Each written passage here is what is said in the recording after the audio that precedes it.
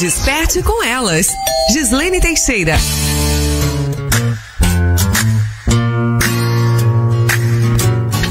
Voltamos. Foi rápido demais mesmo. Pensei que até ia passar um pouquinho mais.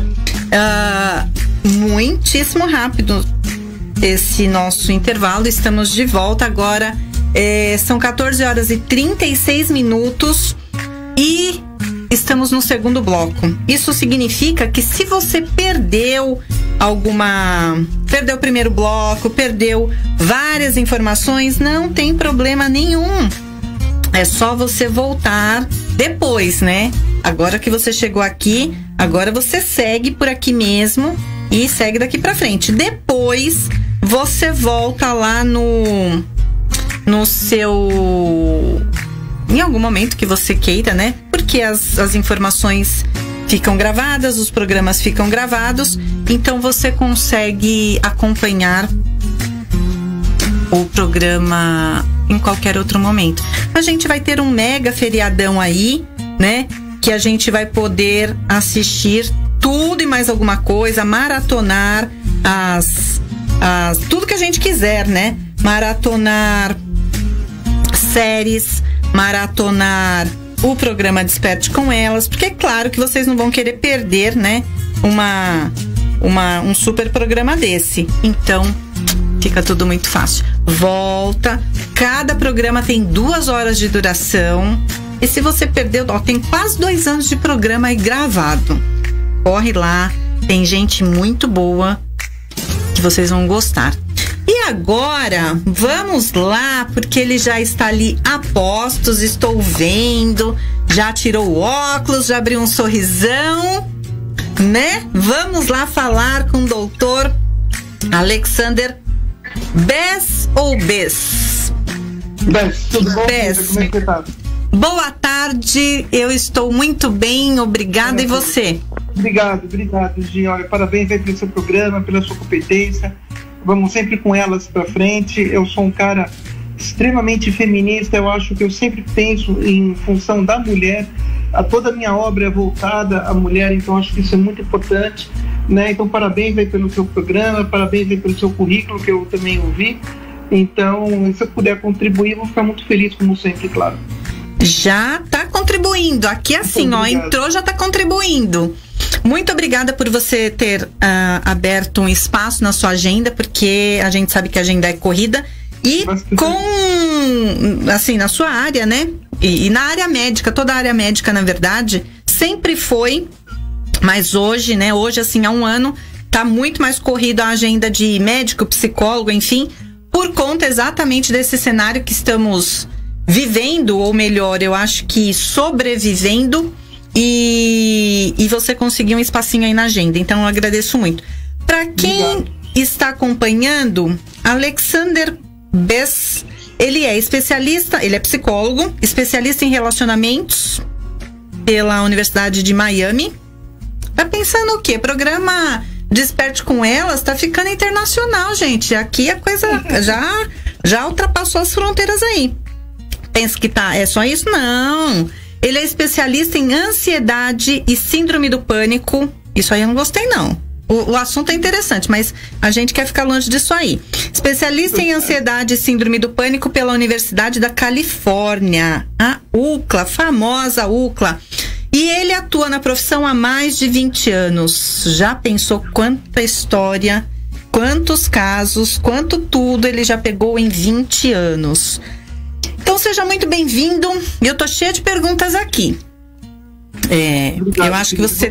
Vamos dar o melhor aí no Desperte com ela. Eu acho que você ficaria aqui umas 5 horas pra gente bater um papo. Fácil.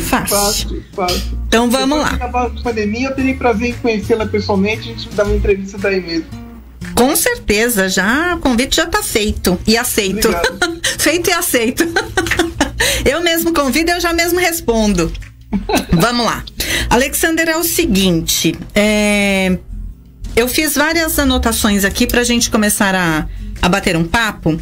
E eu vou fazer perguntas muito simples para que as pessoas de fato consigam pensar pequeno, no sentido de não sei nada sobre saúde mental, e eu vou pensar do zero. Tipo, nunca pensei sobre isso. E depois a gente vai alicerçando melhor. Pode ser? Claro, lógico. O que, sim, quando a gente fala assim, saúde mental, o que as pessoas entendem por saúde mental? Eu quero dizer o seguinte: existe um tabu, eu tô afirmando e ao mesmo tempo eu tô te fazendo uma pergunta. Eu sei a resposta, mas o nosso ouvinte de repente pode não saber. Existe um tabu quando a gente fala saúde mental. Sempre que a gente usa o termo mental, será que existe um preconceito, um tabu? Também junto com a questão do psicólogo e do psiquiatra, que as pessoas, ainda tem muita gente, tem uma parcela muito grande que fala assim: psicólogo é coisa de louco, né? Não, eu não vou ao psicólogo não, isso é coisa de louco. Saúde mental, não, eu tô ótima. Então será que, e como tá dizendo, né, saúde mental é como a saúde física, né, cuidar de um dedo, cuidar do dente, enfim. Mas esse preconceito, de onde ele veio e o que a gente faz com ele? Como é que a gente quebra isso? Olha, Gi, eu posso te falar seguramente que eu vivo a psicologia 24 horas por dia, né? Eu fui criado e educado para ser médico, médico cirurgião plástico. Entrei na faculdade de medicina, mas por umas questões pessoais na época, eu optei pela faculdade de psicologia. Eu posso te dizer que a vida inteira eu tenho acompanhado a psicologia desde os meus 9 anos de idade, né? Eu já tinha parentes na área e os meus amigos, quando eu tinha 12, 13, 15 anos, eu já tinha amigas psicólogas com 20 e pouco. Então, assim, eu sou um cara que eu vivo a psicologia, eu não tenho como falar da minha própria existência sem a psicologia, principalmente por eu ter uma formação pós-acadêmica internacional, americana, essencialmente americana, e por estudar também pela psicologia americana.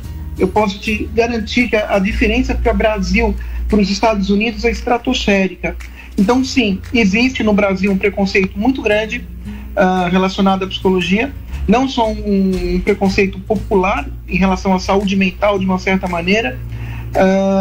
Eu acho que existe, além disso, um próprio preconceito por dogmas religiosos e por entidades religiosas que não entendem nada de saúde mental e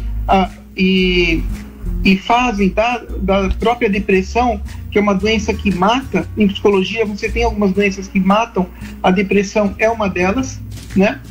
E faz uma alusão ao demônio, né? A própria questão da sexualidade, veja, a sexualidade é uma questão que você nasce com ela, né? Não importa qual sexualidade você tenha, você tem que ter a sua sexualidade e assumi-la, né? Acabou, é simples assim. E não tem nada a ver com outras questões.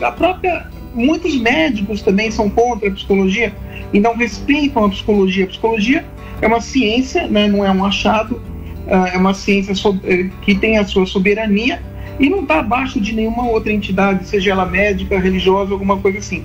Esses fatores que eu te falei contribuem muito para que o estigma e o preconceito contra a saúde mental se aumentem, né? Então, respondendo a tua pergunta, da onde que veio o preconceito vem daí, da ignorância, da falta de sabedoria e principalmente de áreas, até de uma área médica, até de muitos médicos. Veja, eu sou um cara que eu convivo com muitos médicos, eu tenho vários grupos de WhatsApp aqui que só são médicos, o único psicólogo ali sou eu. E amigas minhas médicas, que eu até saio para jantar eventualmente, não mandam um paciente para o psicólogo, manda para o psiquiatra, por o psiquiatra ter uma formação acadêmica médica, né?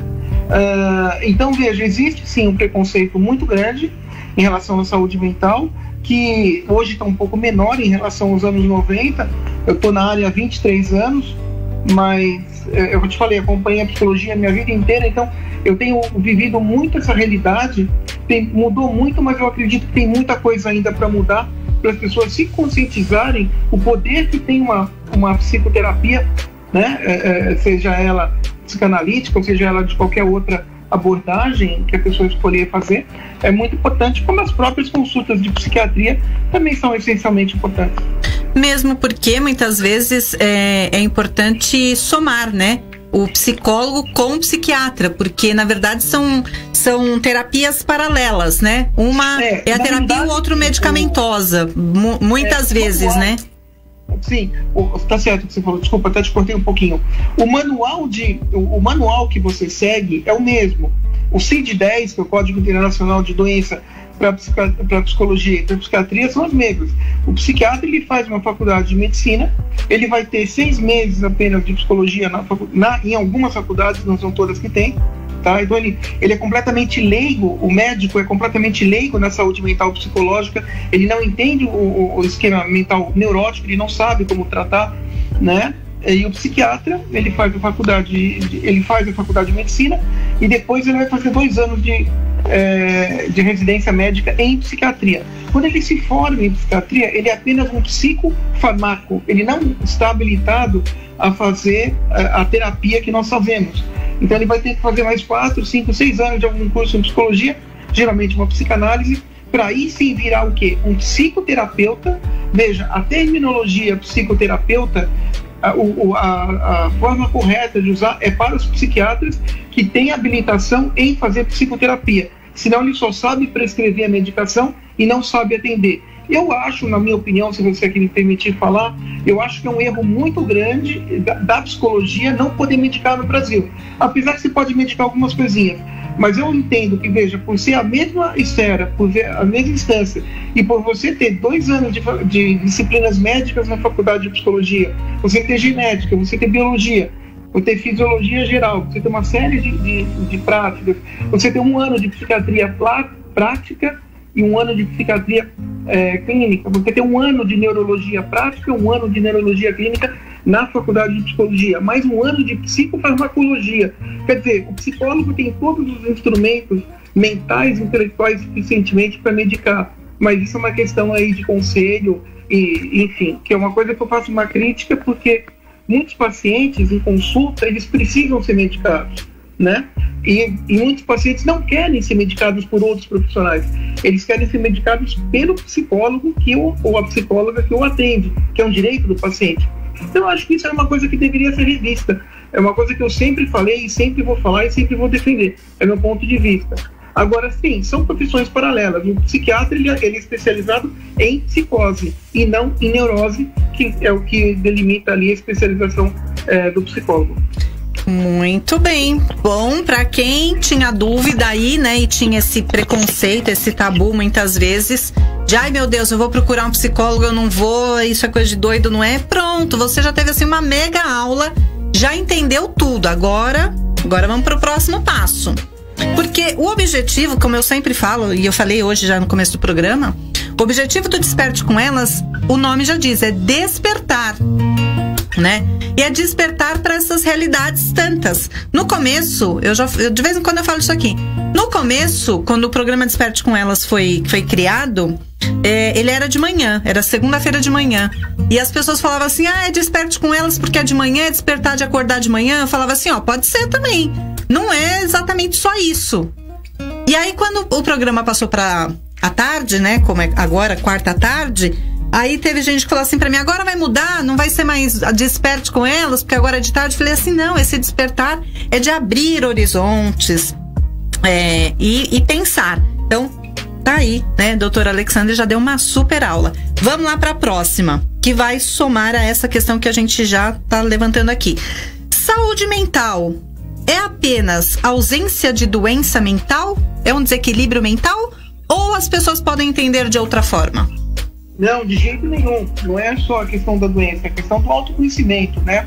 A função da saúde mental é tratar quem precisa ser tratado, tirar as dúvidas de quem, às vezes você precisa de uma dúvida, uma psicoterapia breve, você pode fazer de 6 a 8 consultas, por exemplo, e você tira dúvidas. Eu já fiz muitos tipos de consulta dessas, por exemplo, ou você pode apenas ali querer se autoconhecer, tirar alguma dúvida, não necessariamente que você tenha algum transtorno mental instalado no seu aparelho mental, de jeito nenhum. Você pode muito bem consultar uma psicóloga, um psicólogo, uma psicanalista, né? E você pode ali tirar suas dúvidas e se enriquecer você mesmo com seu próprio conteúdo ali oculto, o seu conteúdo que está ali meio que escondido, e você nem sabe a potência que você tinha, até para você aplicar isso na sua área profissional, desenvolver uma nova carreira. Você tem psicólogos especializados em tudo, até em orientação vocacional. Então é muito importante sempre você entender a saúde mental como um complemento geral e como muito ampla, muito mais do que apenas tratar de um transtorno. Perfeito. Você falou de autoconhecimento, daqui a pouco eu vou voltar nessa questão do autoconhecimento, porque é muito importante. Disso tudo que você falou agora, né, desse autoconhecimento, dentro desse cenário que você desenhou agora, o que, para as pessoas que estão assim nos acompanhando, nos assistindo, nos escutando, ouvindo, tem gente que escuta, tem gente que ouve, porque são coisas diferentes, cada um tá ali no seu momento. Quais são... Porque assim, para as pessoas se identificarem e falar, será que eu preciso? Será que eu tô no momento? Será que, né? Enfim, o que mais prejudica a saúde mental? Por exemplo, divórcio, a gente sabe, perdas. E a gente tá num cenário pandêmico, né? Faz um ano que fosse um mês, ainda a gente tava no lucro. Um ano já que estamos aí nesse universo pandêmico, e muitas coisas aconteceram que tiraram a estrutura e estabilização das pessoas. E com certeza afetou muito a saúde mental de todo mundo, né? Exatamente todo mundo. O que mais vulnerabiliza a saúde mental? Olha, quando a gente fala de ataques ao cérebro, é muito importante a gente ter o estresse, né? O estresse como o principal vetor dessa desestruturação mental. Quando a gente fala em estresse, é muito importante, hoje falo a todos os seus ouvintes, as suas telespectadoras, aí do Desperte com Elas, o estresse, ele é uma instituição de ataque externa. Então, o estresse, ele não vem do meio interno, do meio externo. Ele sempre vem do meio externo para o meio interno. Quer dizer, alguma coisa que acontece externamente que vai desestruturar você, né? Seja conjugalmente, seja financeiramente, seja comercialmente, seja profissionalmente, enfim, sexualmente, não importa, relacionalmente, né? Relacionamento. Então, é importante você tentar identificar o que está te deixando ali desestruturada, qual a base sua que você perdeu, né? Você falou em divórcio. Eu posso te garantir aqui,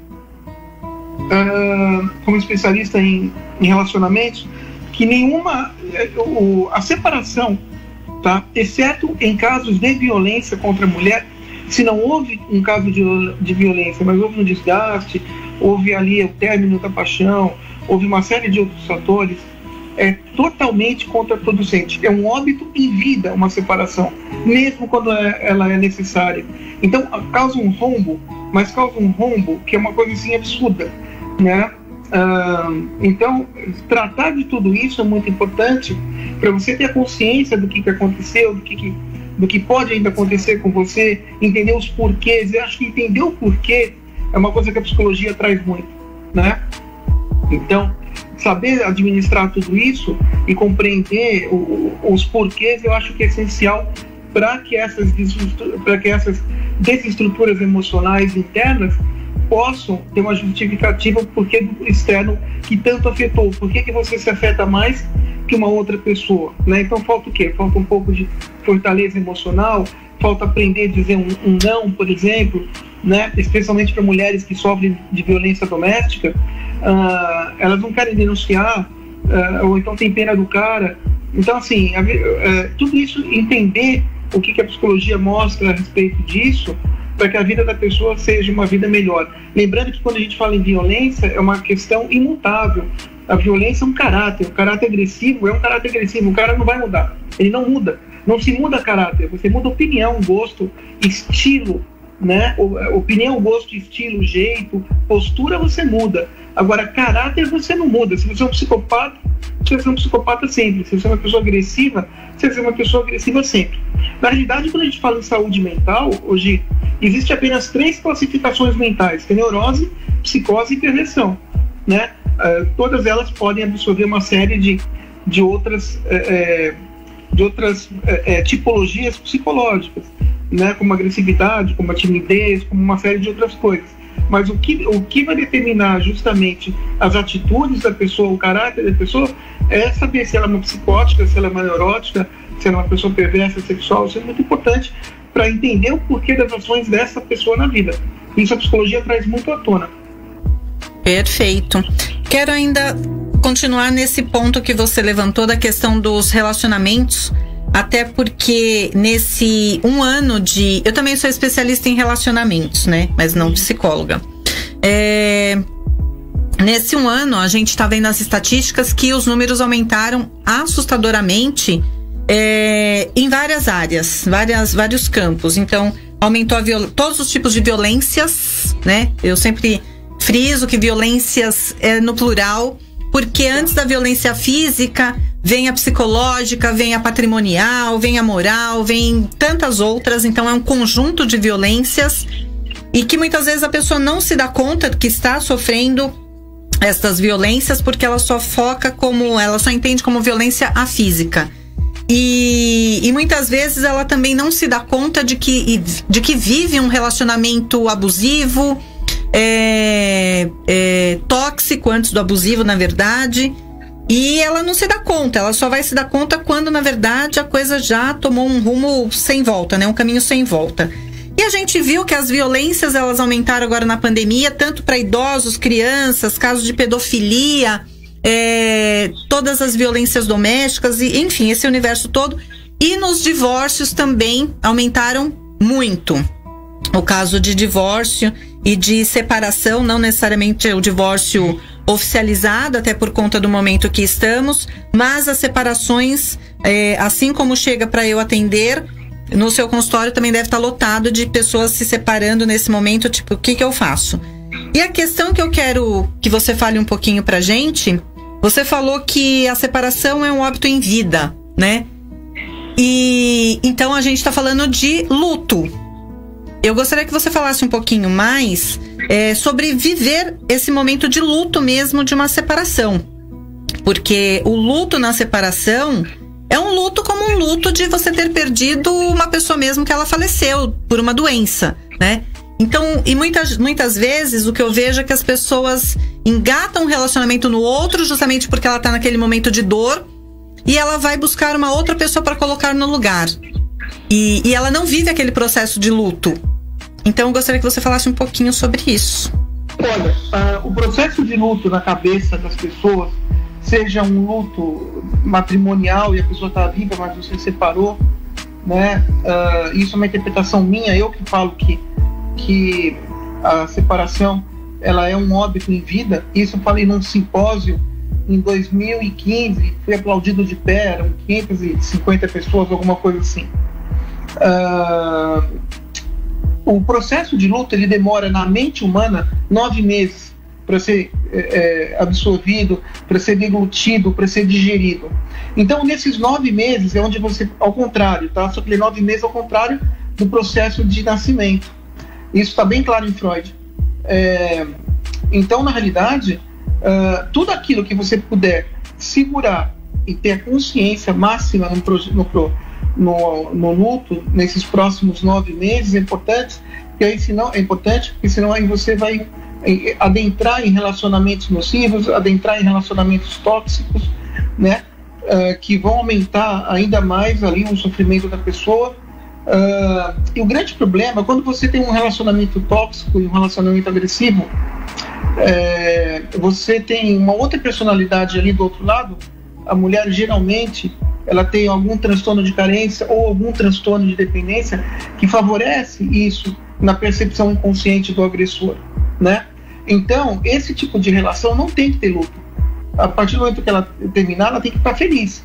Agora, quando você tem uma relação aí que era boa, que era saudável, mas se desgastou, veja, no meu 6º livro publicado, que foi o último agora publicado, é um livro de paixão de 200 e poucas páginas. Poxa, então, essa parte dos livros ninguém me contou que você tinha os livros.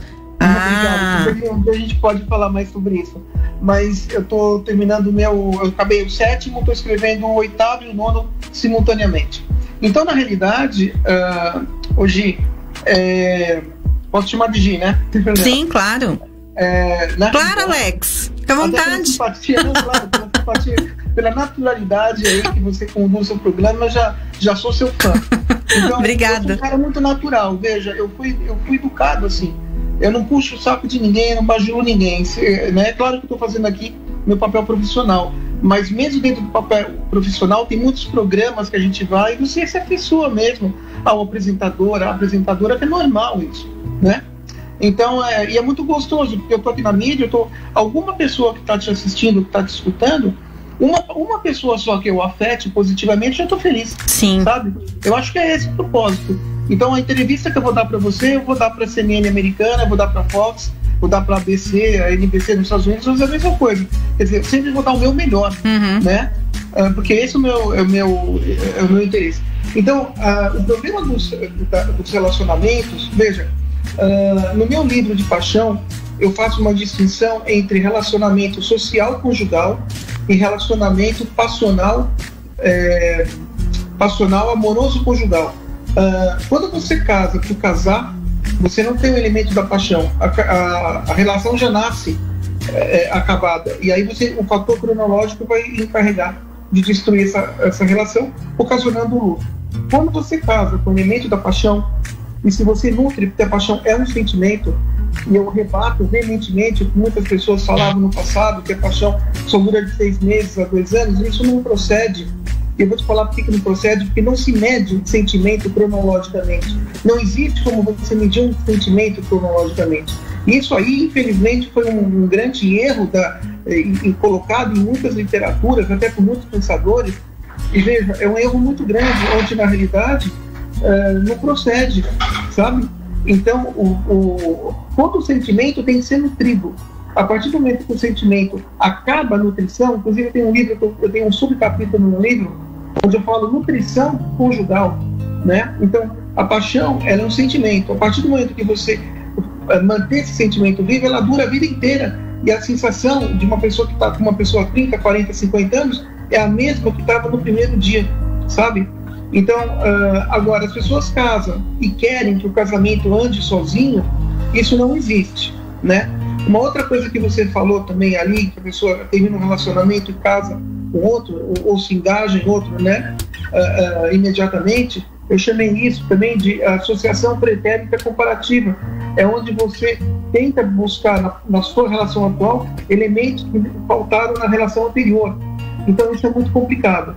Então, saber lidar com essa perda, entender os porquês do término, para não se repetir nos relacionamentos futuros, é ainda a melhor ideia. Especialmente porque nós estamos vivendo uma época pandêmica, onde os relacionamentos se desestruturaram, até porque as pessoas perderam seu espaço, a sua noção espacial de tempo, né? E de locomoção, então restritas ali, um ambiente fechado, independente do apartamento ser 50 metros quadrados ou 100 metros quadrados, não importa, ou 200, que seja. O importante é que as pessoas realmente não estavam acostumadas a viver juntas um tempo maior. E aí, quando foram viver, perceberam que não tinha mais vida a ser vivida, né? Não tinha mais um relacionamento ali. E o convívio diário mostrou isso. Por isso que as separações aumentaram muito. Em relação, que você falou, às violências, quando a gente fala, claro, se a mulher está em casa coada, não tem como ela fugir, evidentemente, se ela tem um marido ali, ou um companheiro, eu gosto de usar muito a palavra companheiro, mas não para monstros desse tipo, mas enfim. Mas se ela tem aí um cara que é um cara violento, que é um cara agressor, que é um perpetrador do mal, esse cara, ele vai realmente conseguir ali exercer a sua maldade, a sua psicopatia, e vai estar acobertado pela pandemia, que é um outro dado negativo desse vírus. É um vírus mortal em todas as suas instâncias, né? Agora, a violência contra a mulher, hoje, ela tem 4 pontos apenas. Primeiro, você tem a violência, você tem 4 tipos. Você tem a violência verbal, que é o número 1. Você tem a violência, já vou explicar cada um deles. Você tem a violência física, que seria o número 2. Você tem a violência número 3, que seria a violência sexual. E a violência número 4, que é a violência fatal.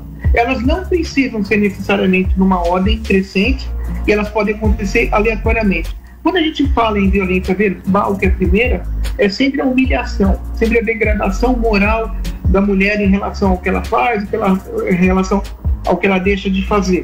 Mas sempre há uma intenção em denegrir a mulher, aí deixar a mulher rebaixada, sabe? Isso é muito ruim. E sempre no tom de ameaça, isso é importante.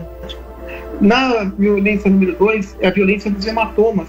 Ela pode ser acompanhada da primeira ou não.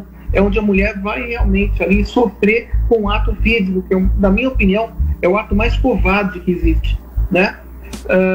A violência número 3 é quando a mulher não está afim de ter uma relação mais íntima, o cara vai lá e força um sexo ou até estupra a ex-mulher, por exemplo, no caso, né? Não aceita o término. E aí a violência 4, que também parte desse pressuposto de não aceitar o término, é violência, ou imaginar, ou delirar, né? Ter uma ideia obsessiva, compulsiva, delirante também. A mulher está tendo alguém, tá aí, tem uma mania de ideia história nesse sentido, e mata a mulher. Então essas são as 4 violências para a mulher que podem acontecer. Se for um cara que tem uma violência em crescimento, essa violência ela já tinha essa violência, mas essa violência não fora exacerbada antes, tá? E aí por algum estímulo externo, psicológico, essa violência se desencantou e se desenvolveu para o mal, infelizmente, ele pode seguir a numeração, número 1, 2, 3 e 4. Caso contrário, ele vai aplicar a violência como ele já bem entendia. Então, qual que é o melhor caminho? É a denúncia, e para as mulheres que podem mudar de localidade residencial. Mas a pandemia aumentou e efetivou muito isso, piorando a qualidade de vida dessas meninas, dessas moças, dessas mulheres, dessas meninas que estavam com seu companheiro e hoje em dia experimentam ali realmente um verdadeiro pesadelo. Muito bem, esse assunto está muito bom e eu tenho certeza que você que está aí nos acompanhando, né, pela rádio, pelas mídias sociais, tenho certeza que assim como eu, vocês também estão gostando muito dessa conversa. Nós vamos pro apoio cultural. Alex, aguenta aí um pouquinho, a gente já volta. Não vou sair daqui, nas próximas 5 horas eu estou à sua disposição. E ouse sair daí pra você ver, que eu vou te buscar pra você continuar esse papo. A gente vai... Será um prazer você vir aqui me buscar, não tenha dúvida. Prazer é minha área, hein? Você já tá entrando na minha área, prazer é minha área da sexóloga. Não, aí eu já não entendo nada, aí é com você.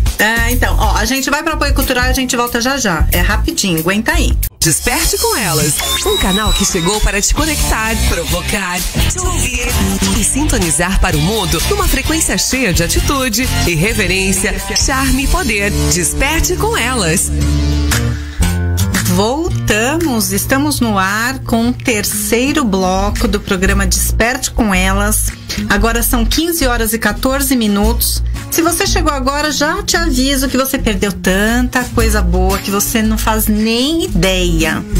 Com certeza, depois você tem que voltar e assistir esse programa do começo. Porque o papo aqui tá tão bom, mas tá tão bom que eu acho que eu nem vou embora hoje, viu, seu Argel Júnior? Vou ficar aqui, vou engatar aqui a conversa com o Alex. Já ficamos íntimos, eu virei Gi, ele virou Alex. Ficamos íntimos e agora o papo vai que vai. Então, bora lá, Alex. A gente tava falando de relacionamento. Como é a minha área, minha vontade é ficar só nesse ponto e ficar aqui até...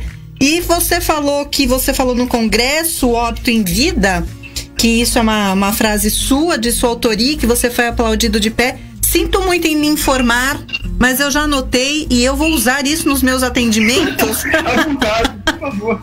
Mas eu dou os créditos, viu? Obrigado. Vou dar os créditos. E esse assunto é tão bom que não dá nem vontade de ir para outra área da psicologia, enfim, né? Porque relacionamento, eu falo que é uma paixão, é a minha paixão, é a minha área de atuação. Mas, além disso, é uma paixão porque nós, seres humanos, somos todos seres sociáveis. E quando a gente fala de relacionamento, de modo geral, as pessoas pensam, né? A primeira coisa que vem à cabeça é relacionamento amoroso, conjugal, matrimonial. E não, são as relações humanas. Porque se não construirmos, alicerçarmos as relações humanas, todas, né? A gente também não vai conseguir alicerçar e construir, porque as relações são construídas, também ficará falha a relação conjugal. Então, aqui a gente já ficaria assim, umas 5 horas, como você disse. E aí entra a seguinte questão, né? Como é que a gente lida? Estamos aí, você falou, você tem uma formação em ansiedade. Ansiedade e pânico. Calma, uma coisa de cada vez. Vamos ficar só com ansiedade e pânico, é a próxima etapa. É muita coisa junta. Muito. Eu acho, se eu não tô confundindo os nomes, acho que você pode me ajudar. Acho que é o Augusto Cury, que tem um livro que chama Ansiedade. Se eu não tô enganada. Ele tem um, eu não sei se é só ansiedade. Sim, ele tem um, sim. Que ele fala que o nome do livro é Ansiedade, o Mal do Século. Eu até tô assim, a imagem tá na minha carinha, assim, um livro branco e tal, mas eu tô confusa com o autor. E aí ele fala que a ansiedade é o mal do século, né? E pelo andar da carruagem, se já era o mal do século, nesse último ano virou o mal do milênio. Olha, eu ia falar isso agora. Eu costumo falar que a ansiedade é o mal do milênio mesmo, porque em psicologia, a ansiedade é a porta de entrada de muitas manifestações neuróticas, né? Veja, uma coisa é o seguinte, Gi, por exemplo, vamos supor que eu vou dar uma entrevista, claro, estou dando uma entrevista para você hoje, mas eu fui informado dessa entrevista 3 dias atrás. É claro que eu vou ficar ansioso, estou falando em rede nacional, é um programa importante, enfim. Ou então, se nós tivéssemos um vestibular para fazer, você, na sexta-feira, por exemplo, a gente vai ficar ansioso até a data do ocorrido. Você ia ficar mais ansioso que eu. Exato. Só que a ansiedade sempre está relacionada a um tempo futuro, né? Sempre. Você sente ela aqui agora, mas o que causa ela é o tempo futuro daquele evento que vai se suceder. Não existe ansiedade no tempo passado. Sim. Né? Agora, o que acontece? Nós estamos vivendo hoje uma ansiedade, né? Terminologia minha também. Mais para frente, em uma outra oportunidade, a gente pode falar também disso, porque não tenho a permissão de falar disso com você agora nesse momento, porque é um trabalho que eu fiz, mas e não está pronto. Mas veja, eu criei uma terminologia chamada ansiedade especificamente pandêmica, né? Onde é a própria ansiedade, mas se reportando apenas à pandemia, porque nós não sabemos quando essa pandemia vai acabar e nem sabemos se vai acabar. E eu acho que a gente tem que, eu acho que a gente tem que ser honesto e saber que as coisas estão muito complicadas, para tudo está muito complicado. E se você me permite aqui, só fugir um pouquinho do assunto, por causa da ansiedade, se o mundo não se conscientizar o que esse vírus é, eu não estou falando só Brasil, eu estou falando do mundo negacionista, as pessoas que vivem na Alemanha, por exemplo. Eu estava vendo uma reportagem ontem, as pessoas querendo duelar, desculpa, usei o verbo errado, duelar com a polícia, porque não estavam aceitando as restrições sociais, não estavam aceitando usar máscaras, etc. e tal. A França está entrando no 3º lockdown, né? A Inglaterra está no lockdown há 3 meses. Claro que não dá para comparar no Brasil, que são países ali de primeiro mundo e tem uma convivência social e intelectual melhor. Porém, eu posso te afirmar aqui no seu programa, né, aí da Linha Live FM 87,5, que se nós não tivermos a consciência do que esse vírus pode acarretar, com toda a habilitação médica que a minha é conferida, eu posso te garantir, vai vir uma strain, né, seria uma cepa em inglês, como a gente chama, muito virulenta, onde não haverá vacina que possa contê-la, e o mundo pode ser de 70% a 60% dizimado, de 60% a 70% dizimado. Então isso é fantástico para causar uma ansiedade especificamente pandêmica. Então, se até a ciência hoje para diminuir essa ansiedade, e quando você se protege, veja, não é você chegar em casa só com a máscara, aquela coisa toda, você chegar em casa, desprezar a máscara, lavar a testa, lavar a orelha, lavar o pescoço, lavar os braços até o cotovelo com água e sabão, né? Fazer toda a higiene, trocar a roupa para depois você comer, ou se puder, vai tomar banho antes primeiro. Então, é você seguir as normas de higiene para que você possa reduzir a sua ansiedade, porque aí o seu inconsciente vai estar entendendo que você vai estar reduzindo a sua ansiedade e você vai estar um pouco mais confortável existencialmente, vamos assim dizer. Então, a ansiedade realmente é o mal do milênio. Eu acho que o livro do Augusto está certíssimo, mas eu não vejo nada em psicologia pior do que a ansiedade, porque sem ansiedade você não teria outras manifestações psicológicas que precisam da ansiedade como tripé para a formação, para essas formações. Duas coisas. Com essa sua questão que você trouxe agora, né, dessa questão de se provavelmente, possivelmente, enfim, sei lá qual é o verbo, nem quero pensar muito, dizimar essa quantidade aí, esse número que você colocou. Você, com essa informação, você acabou de instalar uma ansiedade crônica em mim. Pelo amor de Deus. Claro, mas é uma informação correta e é uma informação que já circula entre muitos médicos americanos. É uma preocupação que já circula nos Estados Unidos, isso, entre muitos profissionais da imunologia, da infectologia. O próprio Mandetta falou isso a semana passada, né? Isso eu já estava pensando, mas o próprio Henrique Mandetta, não o conheço, mas tenho muito carinho pelo seu trabalho, falou isso. E é uma coisa muito séria. É muito sério. Eu falei brincando, né, que você acabou de instalar uma ansiedade crônica, porque na verdade eu dei essa deixa para te fazer exatamente a pergunta, que é a seguinte: a ansiedade tá aí, né, o mal do milênio, e como você acabou de dizer, não tem nada pior que a ansiedade, olhando pelo lado da psicologia. Qual é o real... Dentro da acepção neurótica, tá? Sim. Qual é o real impacto da ansiedade, principalmente nesse momento da pandemia? Na verdade, eu sempre falo aqui também, nós não temos certeza de absolutamente nada em nenhuma área da vida, em época nenhuma. Mas agora, nesse momento da pandemia, nesse cenário de completa incerteza, total, qual é o real impacto da ansiedade no sentido da saúde mental no nosso dia a dia?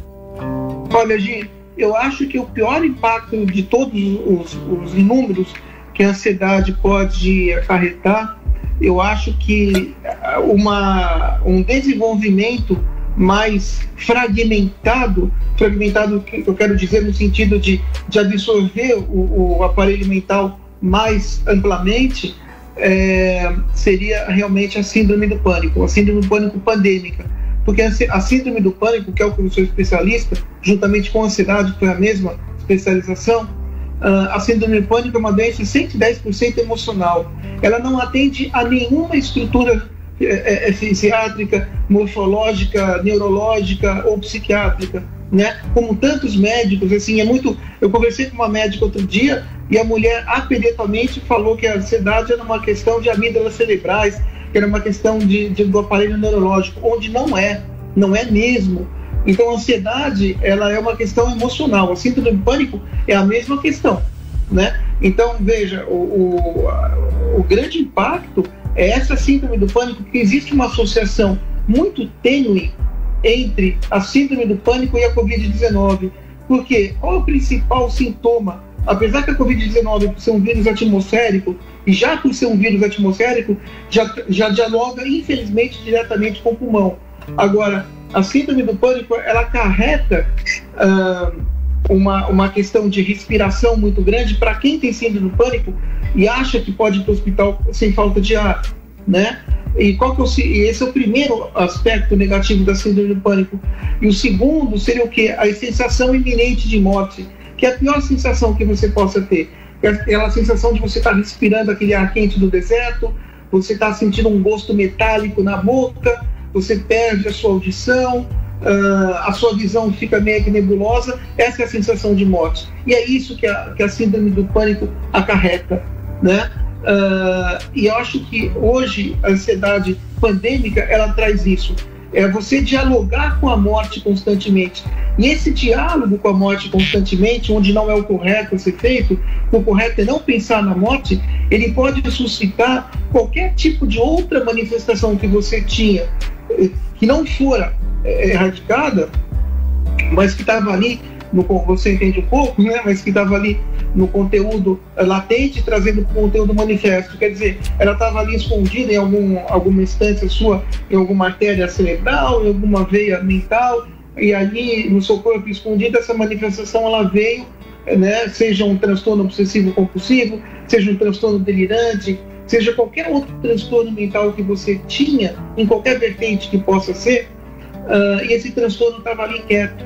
Então, além das próprias fragilidades das nossas defesas, porque do mesmo jeito que o corpo humano tem defesa contra manifestações físicas, contra as próprias células cancerígenas, o corpo humano tem essa defesa, mas o estresse ele vai minando isso ao longo do dia. Por isso que é muito importante não ter estresse, para que a pessoa possa se fortalecer. O estresse também consegue minar as nossas resistências psicológicas. Então, o grande acarrete da ansiedade hoje é justamente isso, é trazer essa questão da síndrome do pânico de uma maneira mais exacerbada, mais sofrível, onde a pessoa vai entrar em pânico por causa da sensação iminente de morte e vai se confundir com os próprios sintomas da Covid, porque ela vai ter falta de ar, ela vai ter o quê? Imediatamente ela vai ter um aumento da PA, da pressão arterial, justamente por estar ali se consternando, né, de medo, de pânico. Automaticamente ela vai ter um batimento cardíaco maior também, por causa de tudo isso. A pressão, como eu falei, vai aumentar. O rosto dela vai ficar quente, ela vai achar que está com febre. E aí essa pessoa, essa moça, não importa, esse cara, estavam em casa tranquilos, e aí começa a ter uma manifestação de pânico, porque você pode ter a manifestação de pânico sem ter a síndrome do pânico, que é outro, também cabe a sua resposta. E aí você vai para o hospital e acaba se contaminando, sendo que você não tinha nada. Então veja como esse vírus é um vírus altamente desgraçado, porque é um vírus que ele provoca situações inusitadas antes não vistas, né? Na história da psiquiatria e na história da psicologia, hoje, nós estamos lidando com muitas terminologias que não existiam até março do ano passado. Então acho que é esse o grande acarreto da ansiedade no aparelho mental das pessoas. Nossa, assustador. Terrível. Assustador. Além da questão econômica, né, de você não poder trabalhar e ter mais um estresse e não poder pagar a conta. Sim, e aí vem mais uma incerteza, mais os medos, sim, enfim. Sim, exato, porque é triste, né? Muito triste. Sim, eu tava lendo, eu tava te ouvindo, eu tava lembrando que eu vi, recente eu li alguma coisa que falava sobre somatização, e falava, porque você tava falando de respiração, por isso que eu lembrei disso. Claro. Somatização, e falava da bronquite, que a bronquite também é uma manifestação somatizada. E tem a ver com a respiração, tem a ver com, mais ou menos, pelo que o material que eu estava lendo, mais ou menos esse quadro que você definiu. Sim, exato. Quando ela não é física, está corretíssimo o que você falou. Se ela não tiver ali uma comprovação física mesmo pulmonar, ela pode ser somatizada, sim. Nossa. Bom, é complicadíssimo. Vamos falar de coisa boa? Claro. Porque senão, meu Deus do céu, já vou pegar seu telefone aqui, que daqui a pouco eu que vou precisar resolver essa ansiedade. Eu já te dei uma pré-alta, nem precisa. Não é? Mas olha, é muito interessante, é preocupante, é triste, mas informação é necessária, não tem por onde. Como é que a gente associa... Inclusive, eu até abro um parênteses aqui, eu parabenizo toda a imprensa brasileira por essa cobertura pandêmica de 12 meses para cá, e eu sei que vai continuar com esse grau de excelência. A imprensa brasileira e os repórteres, jornalistas, assessores, né, correspondentes, tem todo o meu carinho, todo o meu respeito. Muito obrigada. Agradecemos, né, Gesiel Júnior? Deixa eu te perguntar. A gente está falando de saúde mental e todo esse quadro que você desenhou aqui pra gente. Como é que a gente consegue associar, né, diante desse universo que a gente olha e fala assim... Ai, como é que eu saio disso, né? Se eu entrei, como é que eu saio e como é que eu não entro? Mas como é que a gente consegue falar de felicidade, associar saúde mental com felicidade? Bom, é complicado. Eu acho que quando a gente fala em felicidade, eu acho que primeiro, psiquiatricamente, é importante fazer uma distinção se essa pessoa tem alguma deficiência no hormônio da serotonina, né? Eu acho que isso é muito importante. Então, se ela não tiver essa deficiência, e ela tiver ali uma serotonina adequada, ela vai poder ter a motivação, vai poder ter a alegria, vai poder ter a felicidade, a inspiração, sempre aferidas, e vai poder ser uma pessoa feliz. Lembrando que a felicidade, ela é composta por momentos, e não numa linha linear constante. Seria fantástico, né? Você viver a vida inteira feliz.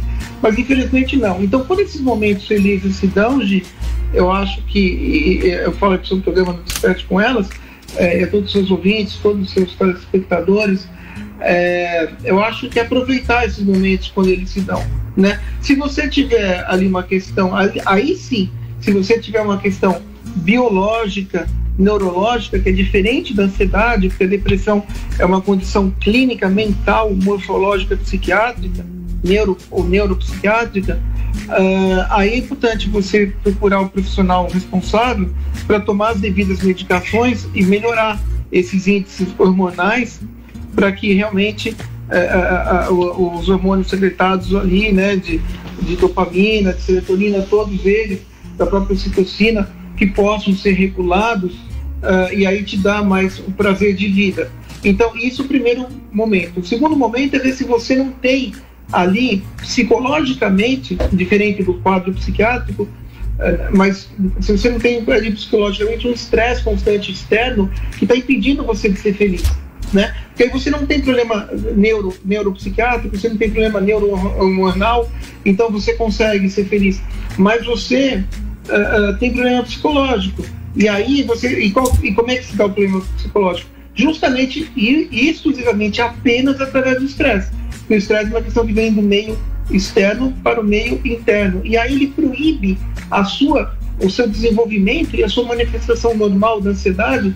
A gente falou tanto de ansiedade, realmente uma falha aqui, da felicidade que tem que vir do meio interno para o externo. Então não adianta a pessoa realmente ter uma bela projeção ali, né, constatada profissionalmente, se ela não consegue ser feliz, porque não é isso que vai trazer felicidade. Então ela tem que ver o que está ali seccionando essa felicidade dela, para que isso possa ser corrigido e ela ser feliz.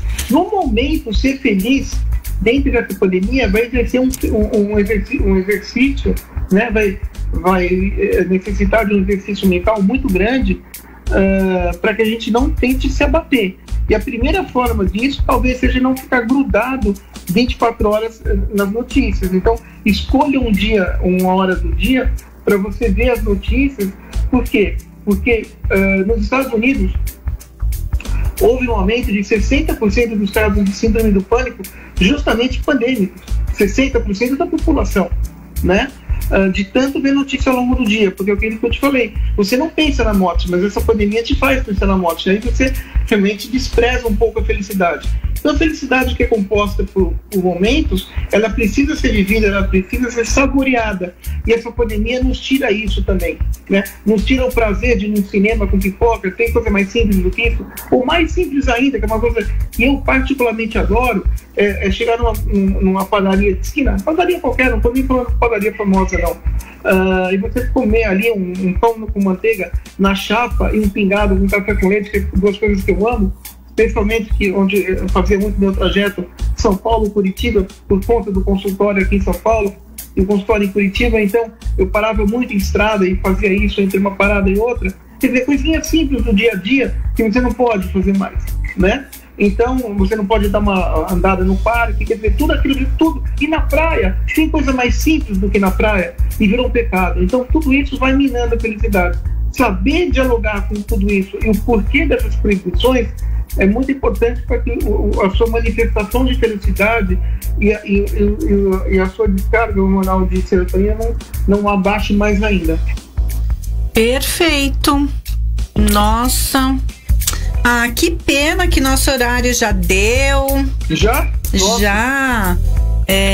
Bom, estamos uma hora aqui, né? Então, mas olha, eu agradeço muito.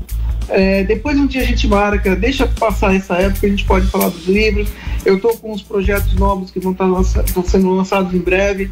Acho que a gente pode estar falando alguma coisa, mas acho que o momento agora não era para falar de livro, não. Eu adorei participar do seu programa, obrigado pela competência, dá para ver que você realmente tem tino para o negócio, então parabéns. né? Até pela sua formação também. Fazemos um pouco de área diferente. Da sua parte de sexologia não entendo absolutamente nada, né? Mas por isso que tem profissionais para todas as áreas, né? Eu acho que não dá para ver tudo, evidentemente. Sim. Mas eu acho que também é uma área muito nova, tem muita coisa aí que eu nem saberia debater com você. Então, por isso que tem sexólogos assim como você, excelentes, que fazem um trabalho muito bom. Muito obrigada. São muitos obrigadas. Então vamos lá organizar isso aqui. Muito obrigada pela parte da sexóloga, é verdade. Muita gente fala assim: ah, mas o sexólogo, para eu ir falar com sexólogo, eu vou falar com psicólogo, que é a mesma coisa. Eu falo, é a mesma coisa se o seu psicólogo tiver uma formação em sexologia. Como também não adianta vir, né, resolver comigo e precisar do psicólogo, eu vou te mandar pro psicólogo. Então cada um tem realmente sua área e elas se complementam. Isso é a parte importante, interessante. Sempre precisamos de outro profissional, como de médico, de urologista, ginecologista, endocrinologista, é um conjunto. E eu agradeço muito por você ter disponibilizado na sua agenda esta 1 hora, que a gente ainda roubou uns minutos extra aí. A conversa foi deliciosa, com certeza você já está convidado para voltar. Nem precisa acabar a pandemia. Logo eu já vou falar aí com a sua assessora. É um desejo de todos nós, né? Sim. Em relação, olha, assim, é bom e é ruim ao mesmo tempo. O CDC americano, né? Que é o Centro de Doenças e de Controle de Doenças Americanas, Center of Disease Control nos Estados Unidos, ele estimou que para o Brasil a melhora do começo, a melhora pandêmica dessa fase se dará daqui a 18 meses. Jesus.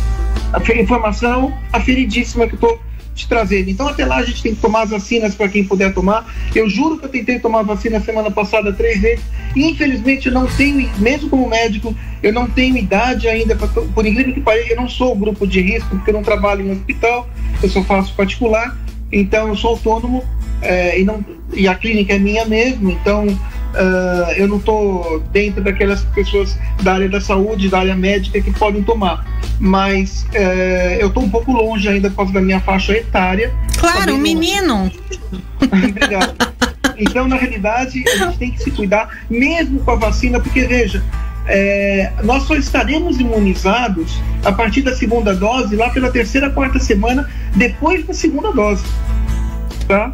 Isso é muito importante. Então acho que é um recado que eu deixo para todo mundo aí, né? Confie na ciência, se proteja, lave as mãos, cotovelo, testa, pescoço, orelha ao longo do dia, porque você está de máscara, mas você coçou o braço e aí você coçou o nariz, acabou, você já transmitiu o vírus você para você mesmo, entendeu? Ai, meu Deus. Esse é um vírus atmosférico respiratório que gruda no cabelo, que gruda nos pelos, que gruda nas roupas. Então a gente tem que se cuidar, porque ele é um vírus extremamente agressivo. Do mesmo jeito que a poliomielite foi erradicada, eu acho que o que eu desejo é que esse vírus também seja, mas para isso tem que ter as vacinas que já estão tendo numa quantidade infelizmente lenta, mas é melhor do que nada, e as pessoas se cuidarem e compreender a dimensão assassina viral que esse vírus traz. Nossa, muitíssimo obrigada. Com certeza foi muito boa a conversa, apesar de ter umas partes aí, né, que a gente preferia eliminar, que não existisse nada disso, mas faz parte. Então eu agradeço muito pela sua disponibilidade, pela sua cordialidade em compartilhar coisas tão interessantes, importantes, relevantes para todos, né, para a sociedade. E já fica o convite para a próxima vez. E vamos nos falando. Muito obrigada. Obrigado. E se cuidem. Receba todo o meu carinho, todo o seu público aí, tá? Do 87.5 FM New Life e ao seu programa Despertar com Elas. Obrigado. Muito obrigada. Um abraço. Tchau, tchau.